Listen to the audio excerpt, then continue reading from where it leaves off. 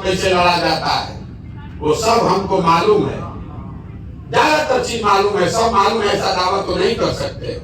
ज्यादातर चीज हम समझते हैं, चुनाव से जुड़ी हुई बात तो जरूर समझते हैं, लेकिन इसके बावजूद मेरा विश्वास है। आपने कहा कि क्या आपके पास मूल मंत्र है? मूल मंत्र मेरा विश्वास है। यहाँ के समाज के लोग, उनकी चेतना दब गई है, मरी नहीं है। उनकी चेतना दब गई है।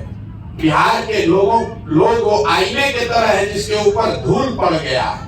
हम ये मानने को नहीं तैयार हैं कि आप किसी भी जाति के हो, आप ये नहीं चाहेंगे कि आपका बच्चा अच्छा पढ़े, अच्छा खाए, अच्छा पढ़े। जरूरत इस बात की है कि हम वो विश्वास पैदा करें अपने कथनी से और उससे ज्यादा अपने करनी से, अपने प्रयास से।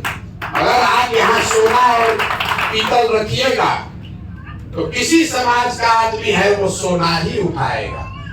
ये जिम्मेवारी आप पर, हम पर है कि हम सोना बने और बनकर समाज को दिखे।